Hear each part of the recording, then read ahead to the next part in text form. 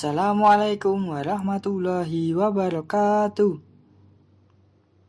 Sebelum pembelajaran dimulai, mari kita berdoa terlebih dahulu. Apa kabar anak-anak hebat? Semoga kalian dalam keadaan yang sehat. Meskipun dalam keadaan pandemi, kita tidak boleh bermalas-malasan untuk belajar.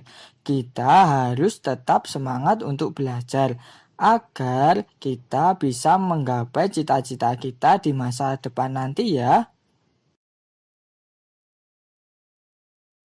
Apakah kalian sudah siap?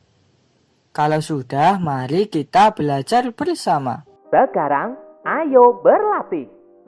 Simak dan dengarkan dongeng yang akan disampaikan guru.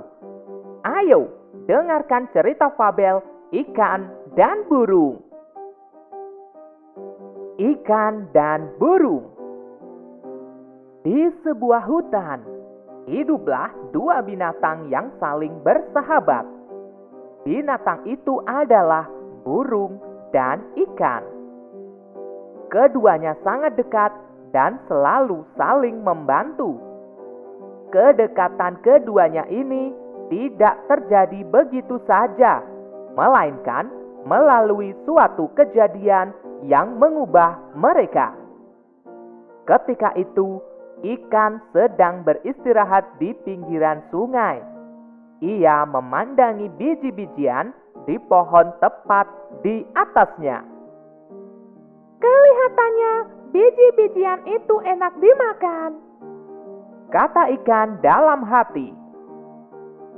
Ia lalu berusaha meloncat setinggi-tingginya untuk mendapatkannya.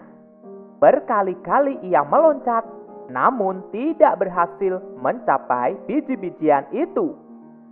Ia hanya bisa memandangi biji-bijian itu. Saat sedang memandangi biji-bijian itu, perhatiannya teralihkan oleh seekor burung yang berterbangan ke sana kemari. Tuhan, kenapa Engkau tidak memberiku sayap untuk terbang agar aku bisa meraih biji-bijian itu? Kata si ikan dalam hati. Kita tinggalkan si ikan dan beralih ke burung. Setelah berterbangan, burung lalu hinggap di salah satu dahan pohon di pinggir sungai untuk beristirahat. Saat itu ia melihat ke air. Di dasar air sungai itu, ia melihat banyak sekali cacing bergeliatan. Kelihatannya cacing-cacing itu enak dimakan, kata burung dalam hati. Ia lalu berusaha masuk ke dalam air untuk menyelam dan menangkap cacing-cacing itu. Namun, ia tidak berhasil karena ia tidak bisa berenang. Ia hanya bisa memandangi cacing-cacing itu dari atas pohon. Saat sedang memandangi cacing-cacing di dalam air, perhatiannya teralihkan pada ikan yang sedang berenang di dalam air. Tuhan, kenapa Engkau tidak memberiku ekor dan sirip untuk berenang agar aku bisa meraih cacing-cacing dalam air itu?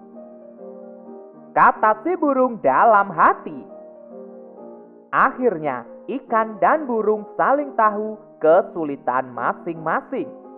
Berkali-kali si ikan melihat burung menyelam ke air untuk mendapatkan cacing. Demikian pun si burung berkali-kali melihat ikan meloncat-loncat untuk mendapatkan biji-bijian. Lalu mereka berkenalan. Hei ikan, apakah kau menginginkan biji-bijian ini? Kata burung. Benar, tetapi aku tidak punya sayap sepertimu, sehingga tidak bisa terbang mendapatkan biji-bijian itu, jawab si ikan.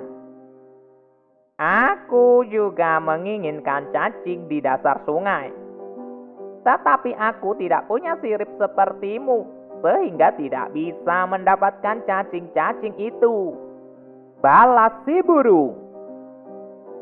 Bagaimana jika kau membantuku mengambil biji-bijian itu? Dan aku akan membantumu mendapatkan cacing-cacing di dasar sungai. Ajak si ikan. Wow, ide bagus. Aku setuju. Sahut si burung.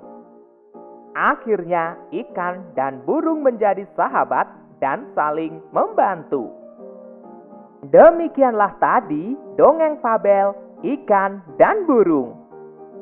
Tahukah kalian apa pesan moral yang ada di dalam dongeng fabel tersebut? Ya, pesan moralnya adalah kita harus saling membantu dengan teman. Karena kebaikan yang kita berikan akan kembali kepada kita. Jadi, jangan takut berbuat kebaikan. Perhatikan gambar. Gambar tersebut disebut pecahan karena antara gambar yang diarsir dan yang tidak diarsir memiliki besar yang sama. Dalam membuat pecahan, membagi gambar harus sama besar. Perhatikan gambar yang menunjukkan pecahan setengah berikut. Untuk gambar dengan pembagian tidak sama besar, itu artinya bukan pecahan 1/2. Sedangkan untuk gambar dengan pembagian sama besar, itu artinya pecahan 1/2. Sekarang ayo berlatih. Jawablah pertanyaan-pertanyaan berikut. 1. Perhatikan kumpulan gambar bangun berikut. Banyak bangun di atas adalah 2. Bangun warna biru dapat dinyatakan dengan pecahan. Jumlah warna biru ada 1. Jumlah semua bangun ada 2. Maka jawabannya 1/2 atau setengah. 2. Perhatikan kumpulan gambar bangun berikut. Banyak bangun di atas adalah 3. Bangun warna biru dapat dinyatakan dengan pecahan. Bangun warna biru ada 1. Sedangkan jumlah semua bangun ada 3. Jadi jawabannya 1/3. 3. Perhatikan kumpulan gambar bangun berikut. Banyak bangun tersebut adalah 4. Bangun warna biru dapat dinyatakan pecahan. Bangun warna biru ada 1. Sedangkan jumlah semua bangun ada 4. Maka jawabannya 1/4.